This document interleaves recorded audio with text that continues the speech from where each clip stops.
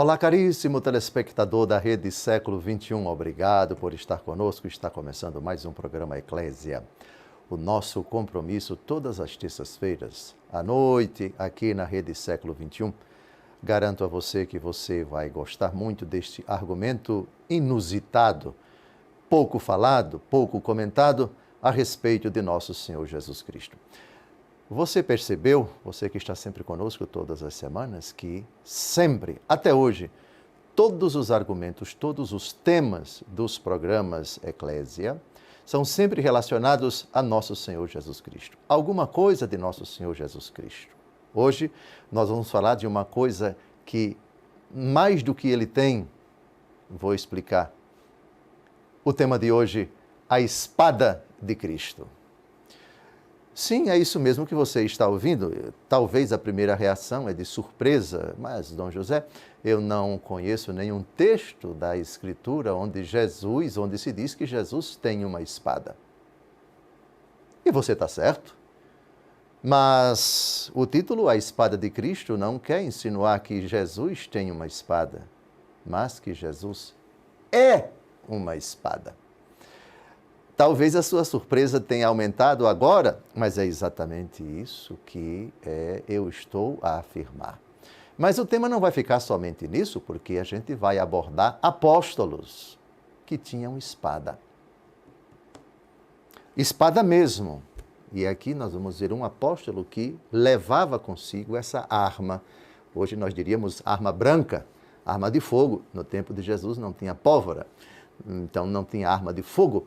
A pólvora veio depois, mas a arma branca, uma das mais conhecidas e utilizadas no tempo de Jesus, um apóstolo usava. E Jesus, quando ele a utilizou, quando ele foi preso, pediu não para ele se desfazer dela, mas para ele embainhá-la, ou seja, guarde a espada. Você vai se assustar também quando nosso Senhor Jesus Cristo disser, e ele já disse, que chegará um tempo em que você tem que vender aquilo que você tem para comprar uma espada. Jesus proíbe um apóstolo de usar espada, mas em outra ocasião ele pede para a gente comprar uma espada. Depois a gente vai tratar da espada nas mãos das autoridades. Depois a gente vai tratar da possibilidade de um católico usar uma espada, ou se você quiser, uma arma. Essa questão é muito, muito interessante. Aliás, discutida em muitos ambientes, a discussão, questão de armamento, etc. O cidadão deve andar armado e assim por diante. Um argumento, portanto, muito atual. Fala-se muito pouco disso, mas aqui nós tratamos de nosso Senhor Jesus Cristo, que não tinha uma espada, porque ele mesmo é uma espada. E nós já vamos para os textos bíblicos. A minha paixão é exatamente essa.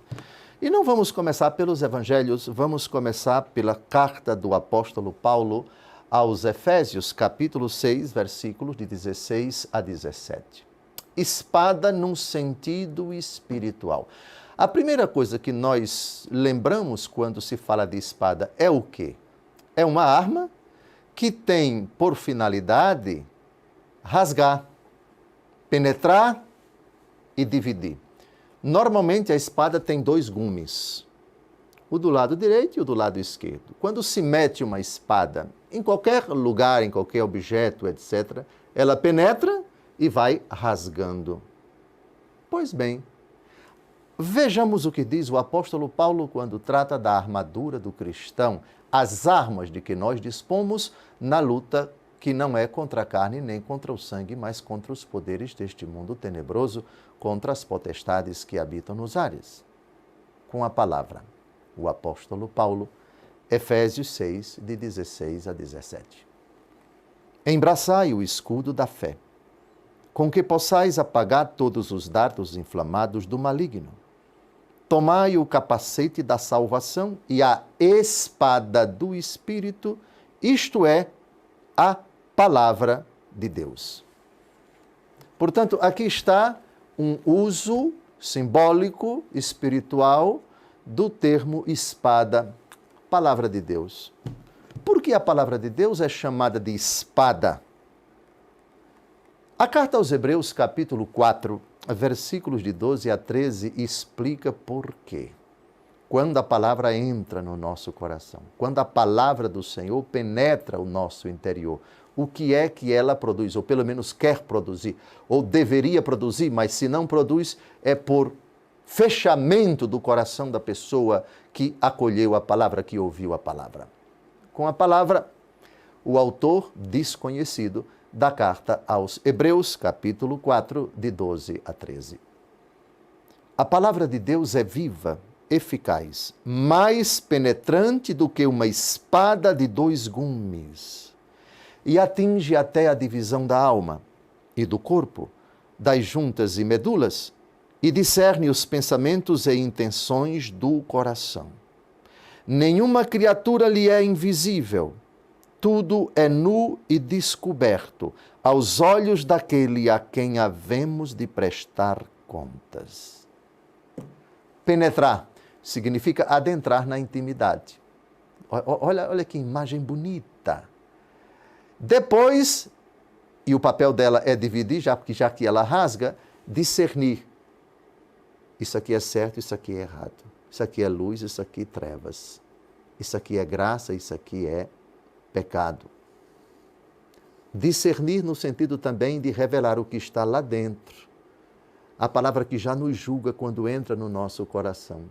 Aceitemos ou não, nos irritemos ou não, detestemos ou não, gritemos ou não, ela já emite, digamos assim, um juízo.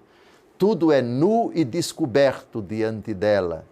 Sim, nós, os seres humanos, não conseguimos entrar no coração, no íntimo das pessoas, mas a palavra sim.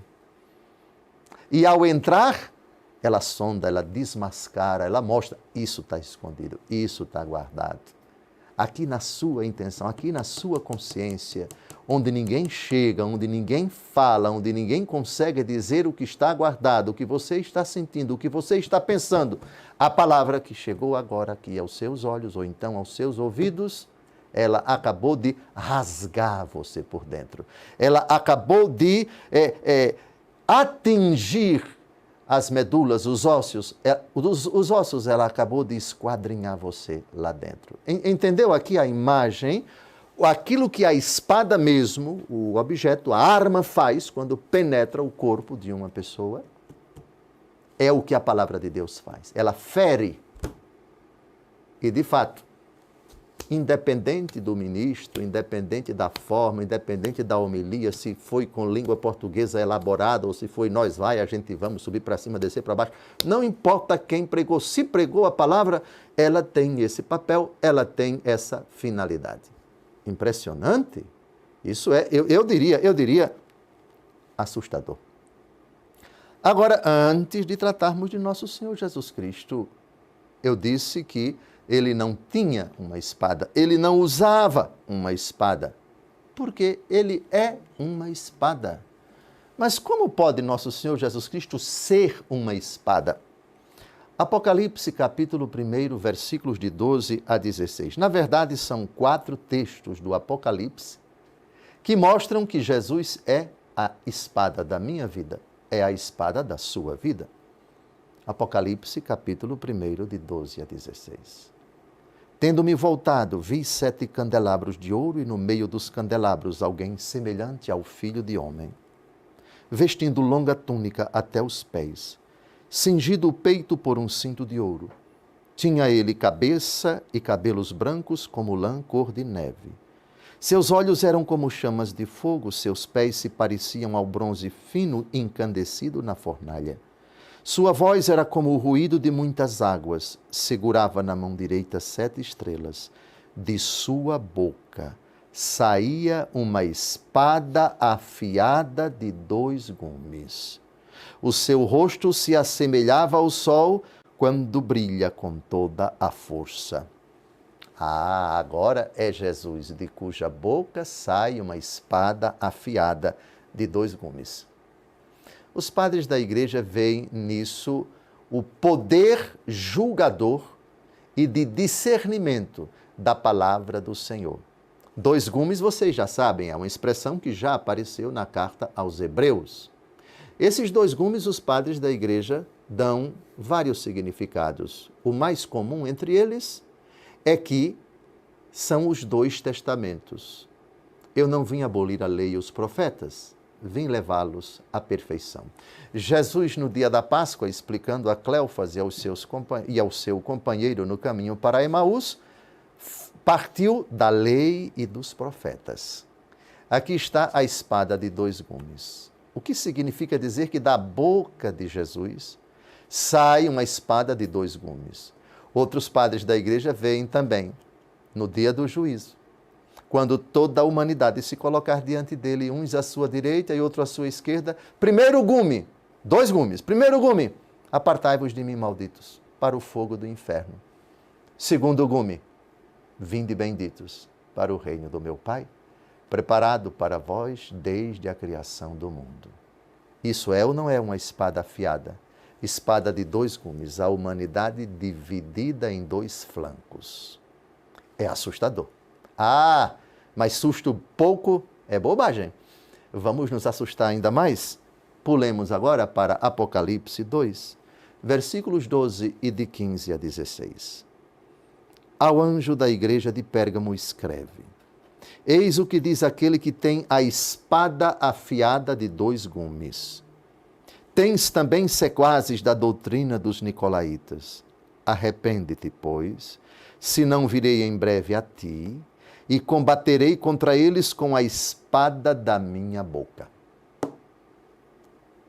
Daqui a pouco a gente vai ver Jesus pedindo a um apóstolo para embainhar a espada. E ele vai dizer: você acha que se eu não quisesse, meu Pai não enviaria legiões de anjos para me libertar? Então esse que não precisa de espada porque tem anjos para executar suas ordens, anjos para defendê-lo, tem uma espada que sai de sua boca para destruir qualquer um. Só que a destruição de Jesus não é fazer ninguém sofrer, nem matar as pessoas, nem dizimar. Jesus não precisa disso. A espada de dois gumes, aquela do julgamento implacável, rigoroso, a ira do Cordeiro, de que já tratamos aqui, já dedicamos um programa sobre a ira de Cristo. Remeto você a esse programa. Pois bem, a advertência do Senhor, ele tem uma espada que sai de sua boca, espada de dois gumes. Eu disse que susto pouco é bobagem, vamos nos assustar por uma terceira vez. Apocalipse 19, de 11 a 15. Vi ainda o céu aberto, eis que aparece um cavalo branco. Seu cavaleiro chama-se Fiel e Verdadeiro, e é com justiça que ele julga e guerreia. Tem olhos flamejantes, há em sua cabeça muitos diademas e traz escrito um nome que ninguém conhece senão ele. Está vestido com um manto tinto de sangue e o seu nome é Verbo de Deus. Seguiam-no em cavalos brancos os exércitos celestes, vestidos de linho fino e de uma brancura imaculada. De sua boca sai uma espada afiada, para com ela ferir as nações pagãs, porque ele deve governá-las com cetro de ferro e pisar o lagar do vinho da ardente ira do Deus dominador. Espada afiada, Deus irado. A palavra que um dia vai ser pronunciada e ninguém contestará, a depender da condição da pessoa que vai ouvi-la. Senhor, quanto foi que te vimos com fome e com sede, nu, vestido, enfermo ou peregrino, e não te demos de comer, de beber, não te vestimos, não te visitamos, não te acolhemos? Todas as vezes que vocês não deixaram de fazer isso, a um desses pequeninos, foi a mim que vocês deixaram de fazer. Apartai-vos de mim, malditos. Quer espada afiada mais perigosa e terrível do que essa? E o último texto, para nós terminarmos esse bloco profundamente assustados, e eu fico muito feliz com isso. Jesus com sua espada, que maravilha! Apocalipse 19, de 19 a 21. Eu vi a fera e os reis da terra com os seus exércitos reunidos para fazer guerra ao cavaleiro e ao seu exército. Mas a fera foi presa, e com ela o falso profeta que realizara prodígios sob o seu controle, com os quais seduzira aqueles que tinham recebido o sinal da fera e se tinham prostrado diante de sua imagem. Ambos foram lançados vivos no lago de fogo sulfuroso. Os demais foram mortos pelo cavaleiro, com a espada que lhe saía da boca. E todas as aves fartaram-se das suas carnes. Esse cavaleiro que está montado num cavalo branco, vamos voltar um pouco lá no tempo, lá nos capítulos 4 e 5 do Apocalipse de São João. São quantos os cavaleiros do Apocalipse? Quantos? 4 cavaleiros. O cavaleiro branco é Jesus. O cavaleiro branco é o Verbo de Deus. E a arma dele não está na mão, está na boca, que é a sua palavra. Estamos a praticamente 1 minuto do final desse primeiro bloco. Eu quero recordar a você que eu citei ainda há pouco a ira de Cristo.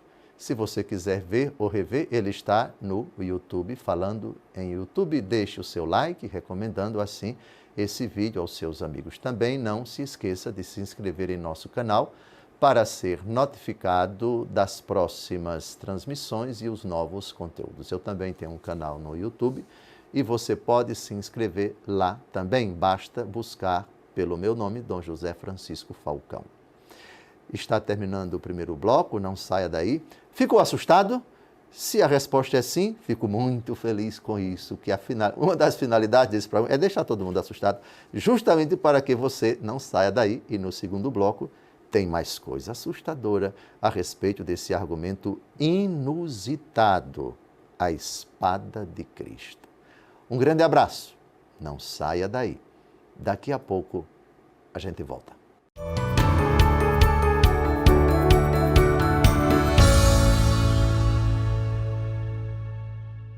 Olá, caríssimo telespectador da Rede Século XXI. Obrigado por ter permanecido conosco depois desse primeiro intervalo.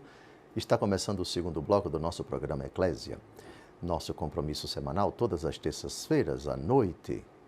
Hoje estamos tratando do argumento muito interessante, a espada de Cristo. Citamos inúmeros textos, 1, 2, 3, 4, 5, 6 textos da Escritura que falam da espada de Deus, a espada de Cristo, a espada que é Cristo.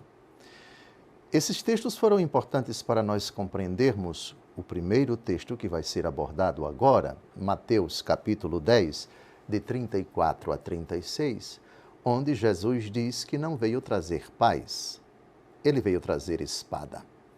É óbvio, se você leu, se você viu na tela do seu celular, do seu computador, do seu televisor, os versículos e o breve comentário que fizemos a respeito deles, você já vai entender perfeitamente o que Jesus quis dizer com isso. Então já vamos direto ao texto. Com a palavra, o Senhor Jesus, Mateus capítulo 10, de 34 a 36. Não julgueis que vim trazer paz à terra. Vim trazer não a paz, mas a espada. Eu vim trazer a divisão entre o filho e o pai, entre a filha e a mãe, entre a nora e a sogra, e os inimigos do homem serão as pessoas de sua própria casa. Vejam, isso é assustador.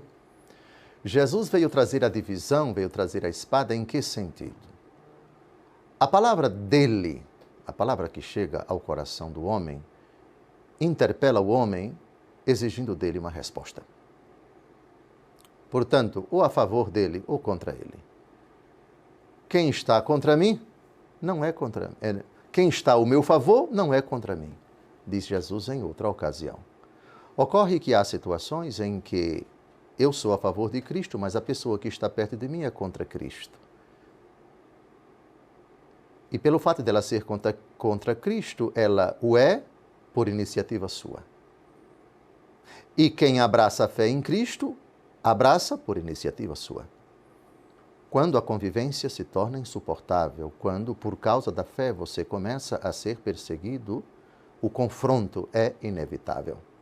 E aí, o Senhor diz, quem se envergonhar de mim diante dos homens, eu me envergonharei dele diante do meu Pai que está nos céus. Vamos a alguns exemplos claros, diretos, explícitos, que acontecem, que pode acontecer numa família. Uma família de 5 pessoas.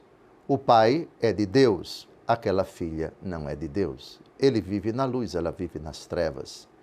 E por causa disso a filha não aceita, contesta, ridiculariza, afronta, provoca, insulta a fé do pai, a fé em Cristo, a fé que para ele é tão sagrada.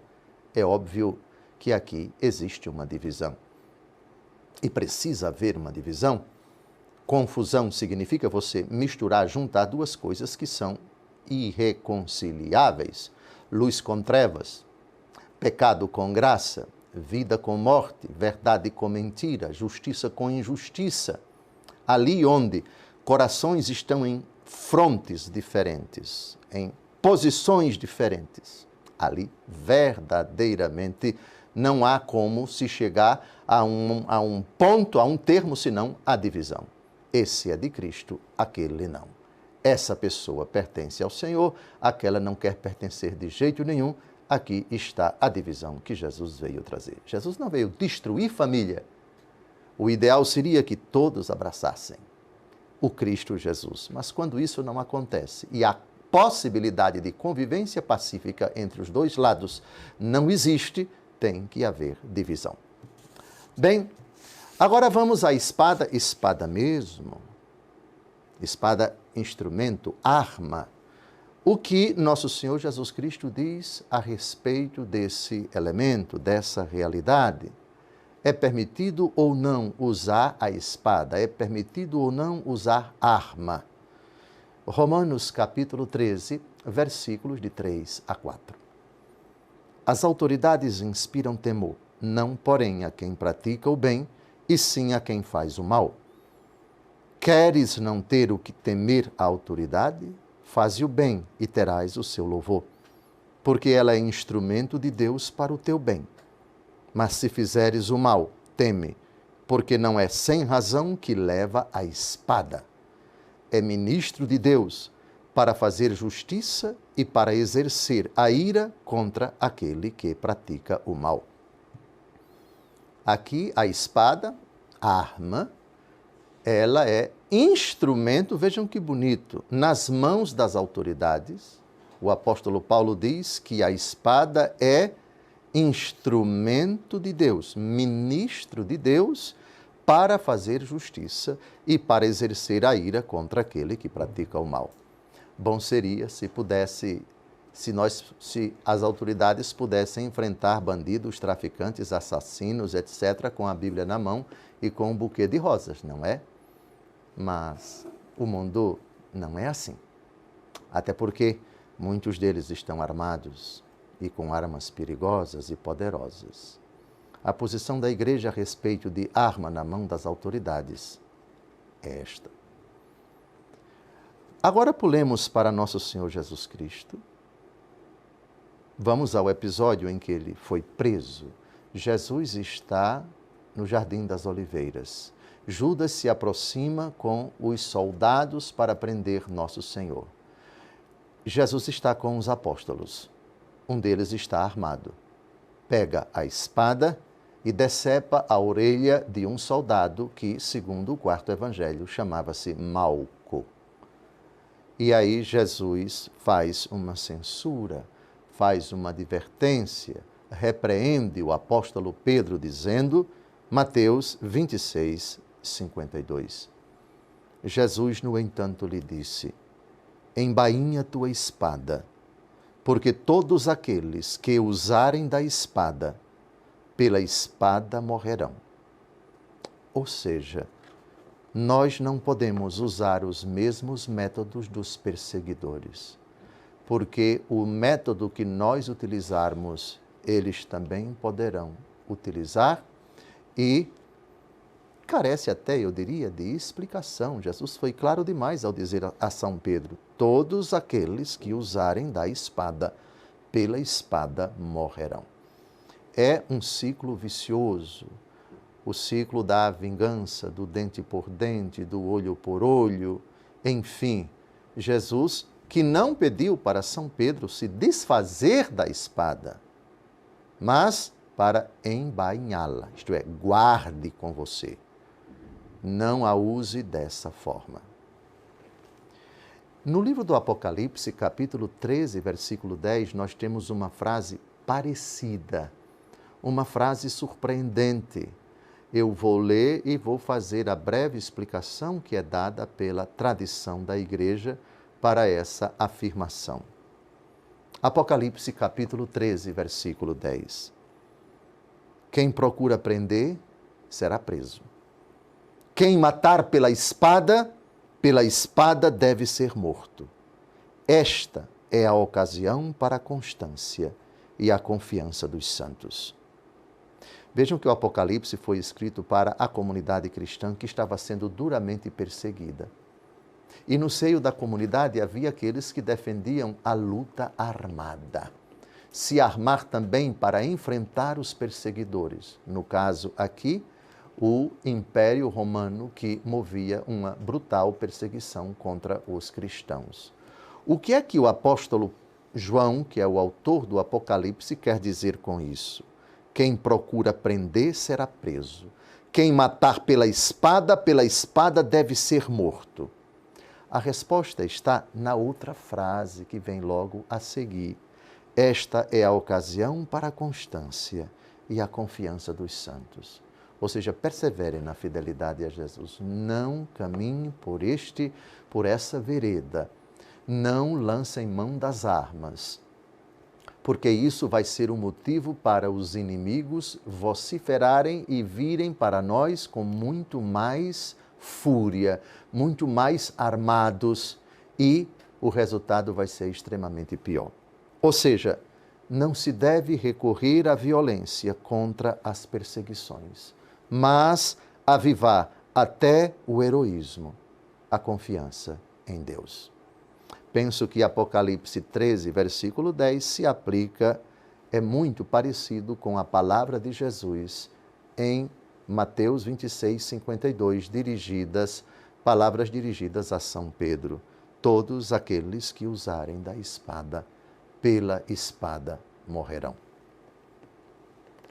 Agora eu havia prometido uma frase impressionante, Nosso Senhor Jesus Cristo pedindo para se comprar uma espada, para se adquirir uma espada. Como assim? Lucas 22, de 36 a 38. Agora, disse-lhes ele, aquele que tem uma bolsa, tome-a. Aquele que tem uma mochila, tome-a igualmente. E aquele que não tiver uma espada, venda a sua capa para comprar uma. Pois vos digo, é necessário que se cumpra em mim ainda este oráculo. E foi contado entre os malfeitores. Com efeito, aquilo que me diz respeito está próximo de se cumprir. Eles replicaram, Senhor, eis aqui 2 espadas. Basta, respondeu ele. Aqui os apóstolos pensam que Jesus está falando de espada mesmo. E eles têm ali 2 espadas. Isso é uma prova de que os apóstolos andavam armados mesmo, com espada. Não era somente São Pedro. Quem era o outro que tinha espada, eu não sei.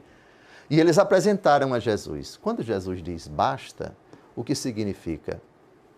Vocês não entenderam aquilo que eu estava falando. Chega, eu não vou falar mais disso. Outra interpretação. Vocês que usam a espada, usam ainda talvez na perspectiva do Antigo Testamento, dente por dente, olho por olho, espada por espada, cabeça por cabeça. Isso até mim basta. Isto é, esse pensamento de vocês até aqui. Basta. Agora é um outro tipo de espada. Então, quem não tiver uma espada, venda a sua capa para comprar uma. Aí vocês já sabem, espada no sentido espiritual, espada, como diz o livro do Apocalipse, a espada que sai da boca do Senhor. É essa espada que o Senhor diz que na tribulação nós devemos vender a capa para comprar essa espada.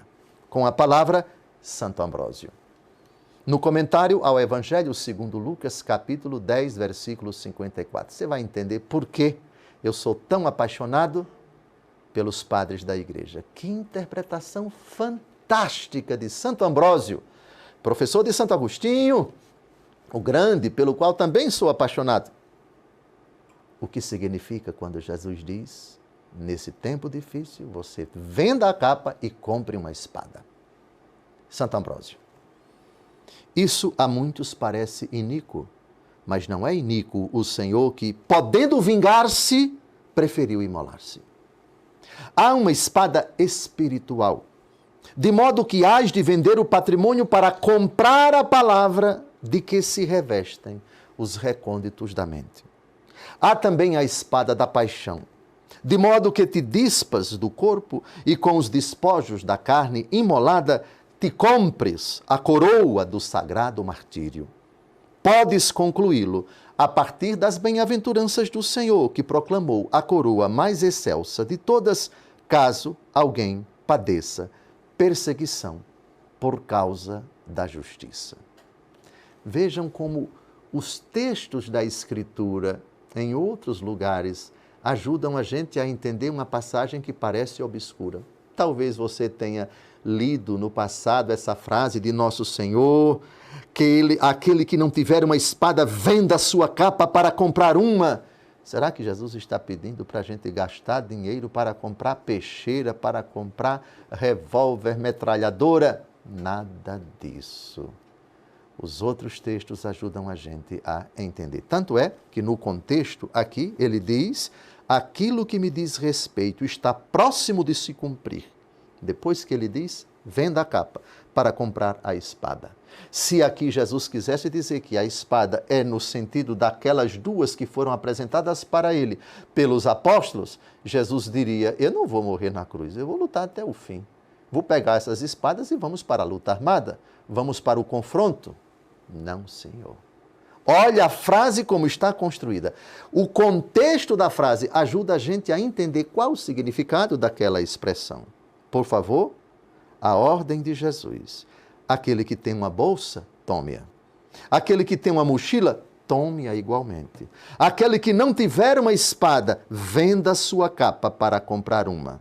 Agora veja o que vem em seguida. Pois eu vos digo, é necessário que se cumpra em mim aquilo que me diz respeito, está próximo de se cumprir. Ou seja, veja como ele agiu com relação a São Pedro quando ele foi preso. Guarda, Pedro, essa espada, rapaz. Não vamos reagir. É preciso que se cumpra. Nada de reação. A minha hora chegou, guarde a espada. Portanto, nada de guerra. Entenderam? O mesmo Cristo que disse isso a São Pedro, é o mesmo Cristo que diz, venda a sua capa e compre uma espada. Que espada é essa? Você já sabe no primeiro bloco. A espada afiada que sai de sua boca. A espada que é a palavra de Deus. A espada do Espírito que é a palavra de Deus, diz o apóstolo Paulo na carta aos Efésios.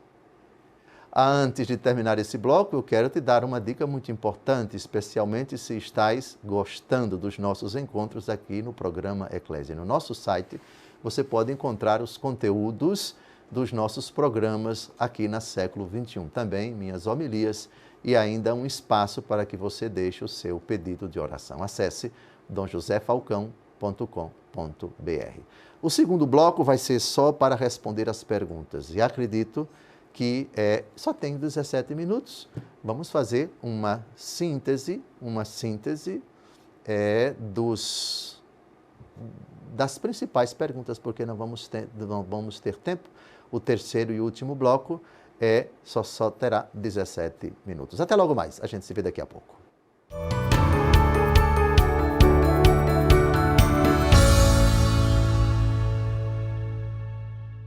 Olá, caríssimo telespectador da Rede Século XXI, obrigado por ter permanecido conosco depois desse segundo e breve intervalo.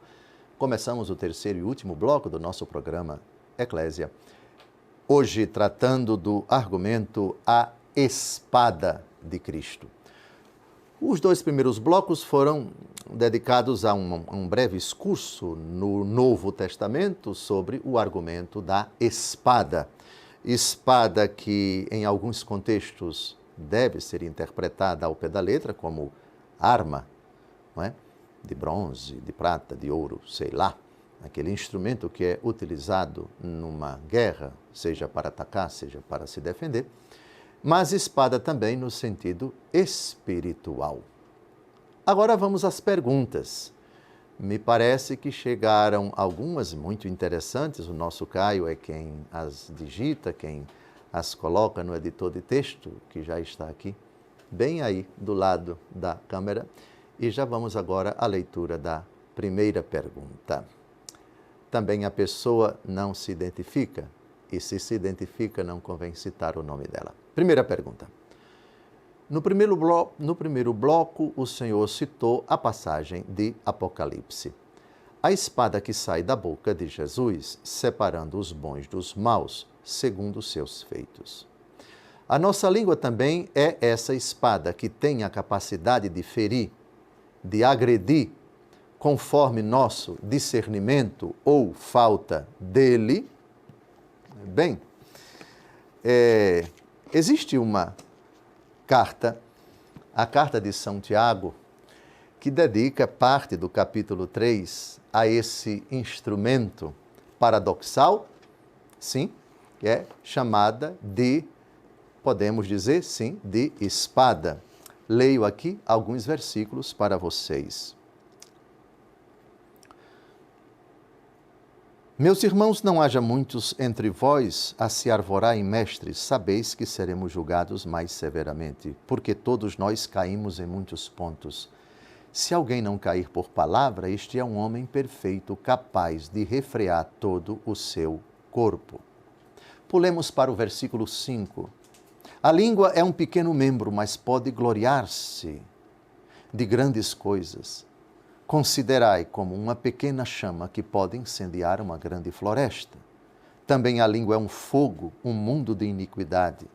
A língua está entre os nossos membros e contamina todo o corpo, e sendo inflamada pelo inferno, incendeia o curso da nossa vida. Todas as espécies de feras selvagens, de aves, répteis e peixes do mar se domam e têm sido domadas pela espécie humana. A língua, porém, nenhum homem a pode domar. É um mal irrequieto, cheia de veneno mortífero. Com ela bendizemos o Senhor, nosso Pai, e com ela amaldiçoamos os homens feitos à semelhança de Deus. De uma mesma boca procedem a bênção e a maldição. Não convém, meus irmãos, que seja assim. E segue. Recomendo depois essa impressionante leitura, essa leitura desse impressionante capítulo de São Tiago. É verdade. A língua é uma arma. Enquanto tal, a arma pode ser utilizada para o bem, aí não é a arma que é um bem, é o bom uso que se faz da arma. E a arma pode ser utilizada para o mal. A culpa aí não é da arma, mas o mau uso que se faz dela. Isso se aplica em 100% para a língua.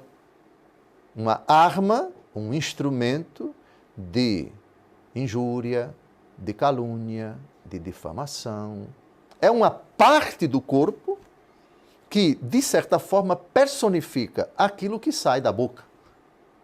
A palavra. Vocês lembram quando uma pessoa diz, fulano tem uma língua ferina? O que significa? Não é que a língua dele é porca, é podre, mas quando ele fala, ele fere as pessoas. É uma figura de linguagem que leva a gente a personificar, dar vida, isto é, da inteligência, da vontade, da poder de decisão a uma parte do corpo. Já ouviram aquela expressão, fulano é um boca podre? O que significa um boca podre? É uma pessoa que fala coisas imorais, coisas inconvenientes e assim por diante. É óbvio que a questão não está na boca da pessoa, é uma parte do corpo da pessoa. Da mesma forma, a língua. Então, quando São Tiago dedica, me parece que são, sabem quantos? 12 versículos para tratar dos pecados da língua. Ele mostra exatamente isso. Com ela nós abençoamos, mas também com ela amaldiçoamos. Com ela instruímos, mas também com ela nós pervertemos, enganamos, manipulamos, espalhamos calúnias e assim por diante. O problema de fundo, porém, não está na língua enquanto tal, mas que é uma espada, sem dúvida alguma.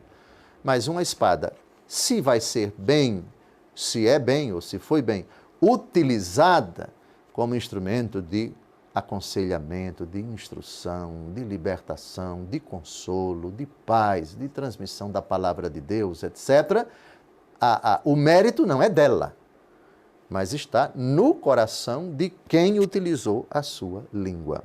Eu queria lembrar que há pessoas que são mudas, mas para as quais também você pode dizer, dependendo do coração da pessoa, que ela está utilizando bem a sua língua, mesmo ela não conseguindo falar, emitir o som.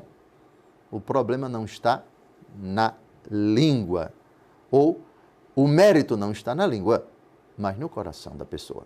Nesse sentido, querida irmã, a pergunta foi bem pontuada. De fato, à luz de Tiago, capítulo 3, a língua é uma arma. A língua é uma espada. Vamos à segunda pergunta. Seria a espada da palavra mais poderosa que a espada física? O Senhor disse que a espada de Cristo não é para nos destruir. Para que é, então? Bem, o que nosso Senhor Jesus Cristo veio destruir foi o poder das trevas. O que nosso Senhor Jesus Cristo destrói com o seu sacrifício no Calvário é a força nefasta do demônio, é apagar os nossos pecados, é destruir aquilo que o demônio construiu. Convertei-vos e crede no Evangelho é uma destruição. No momento em que você diz, como filho pródigo, vou levantar-me, vou à casa do meu pai, e direi, Pai, pequei contra o céu e contra ti, ele está começando a destruir o poder do dono da pocilga, que os padres da igreja veem como o demônio. O demônio que não tem mais poder sobre aquela pessoa. Foi implodido, foi destruído, foi pulverizado o poder das trevas. Bem, Cristo veio destruir, sim, não o ser humano. Eu não te condeno, vai e de agora em diante não tornes a pecar. A destruição do pecado, a destruição das trevas. Eu sou a luz do mundo. Quem me segue não andará nas trevas, mas terá a luz da vida.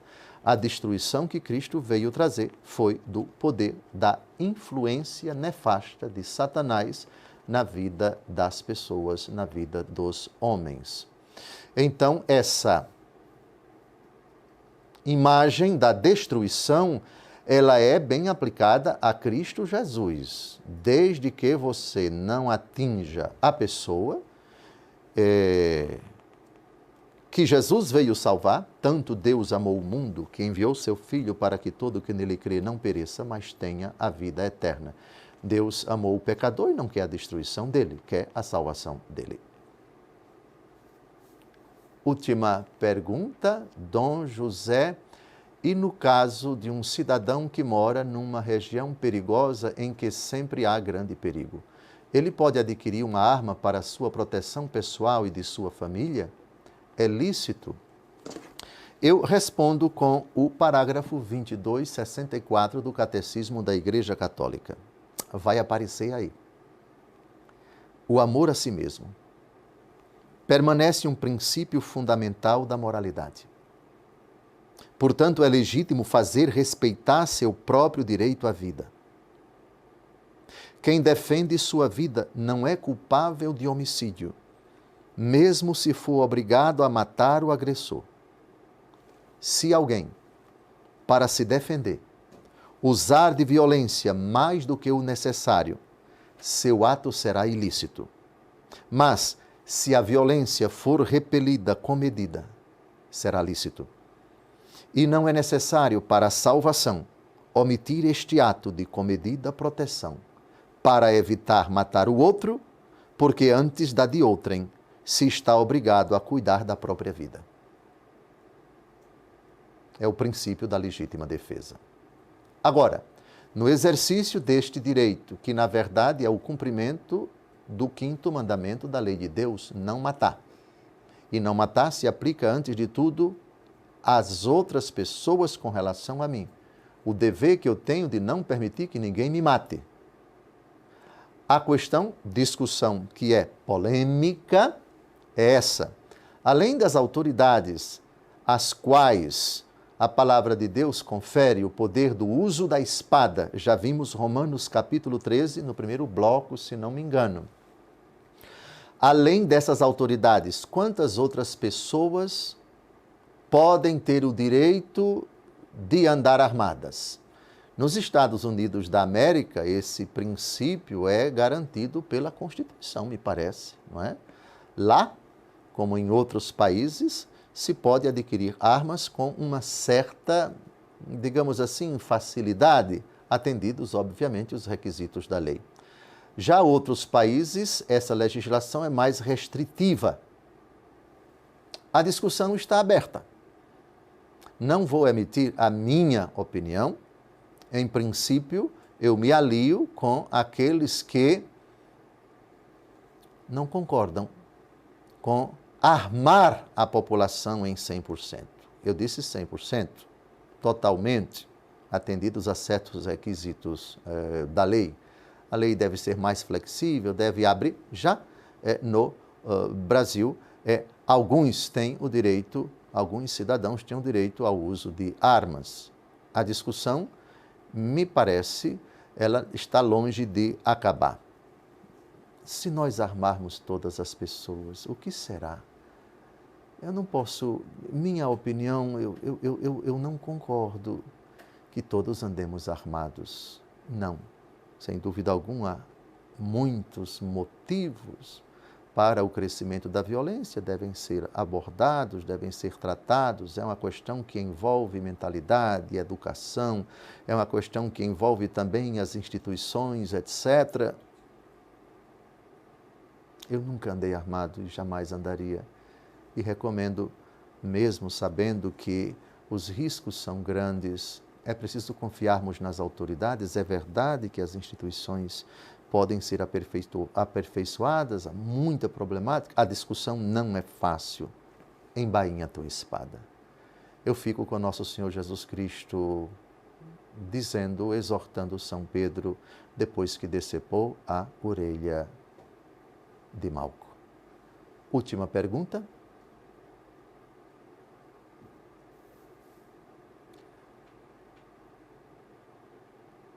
O que seria então a guerra justa? Quando devemos defender a fé com resistência física e quando devemos morrer? Eu penso que o parágrafo do Catecismo da Igreja Católica, que acabei de citar, nos aponta para uma resposta. Outros parágrafos do Catecismo tratam da guerra justa. Sim. O que é uma guerra justa? Eu fui injustamente atacado e é preciso defender o nosso povo, a nossa integridade, a nossa soberania, com aquilo que está ao nosso alcance. Também o quinto mandamento da lei de Deus, não matarás, se aplica a uma nação inteira. Isto é, a nossa nação deve gozar daquela soberania, a segurança do nosso povo, o bem-estar dos nossos cidadãos. O inimigo que injustamente agride, invade e quer se apoderar, quer destruir a nossa população, é preciso que as autoridades defendam a integridade do território, do espaço aéreo, do litoral, dos mares e também a integridade do seu povo que precisa de proteção, etc. Só temos 2 minutos e também a pergunta chegou agora de supetão, mas a Igreja tem realmente parágrafos no Catecismo da Igreja Católica que falam de guerra justa. Mas o princípio continua sendo o mesmo. Quinto mandamento da lei de Deus, não matarás, e esse parágrafo do parágrafo 22, 64 do Catecismo da Igreja Católica. Eu quero agradecer a todos os sócios da Associação do Senhor Jesus que são fiéis em suas orações e doações. Graças à sua doação, este programa está no ar. essa estrutura que foi montada aqui em Brasília para que eu possa falar com vocês é fruto dessa doação, dessa contribuição de você, dessa sua contribuição. Se você é sócio, seja fiel na sua doação para esta associação que é do Senhor Jesus, como fala o nosso querido Padre Eduardo. Se você ainda não é sócio e está acompanhando o programa, doe pelo Pix que aparece aí na sua tela. É simples de doar e você ajudará a associação na missão de evangelizar. Concluímos mais um programa. O programa Eclésia sobre Espada de Cristo poderia ser retomado numa segunda edição, porque o assunto envolve também o uso da espada, a questão da arma, etc. Não é o nosso propósito entrar aqui em discussões acaloradas sobre isso de forma alguma. Em princípio, desarmamento da população e o fortalecimento das instituições. Confiar em Cristo, que é a palavra, que é a espada, mas também confiar nas nossas autoridades. A elas, sim, incumbe a tarefa de proteger, de guardar, de garantir a segurança para o nosso povo. Um grande abraço. Deus abençoe você. Uma semana cheia de graças. Até a próxima terça-feira, se Deus quiser.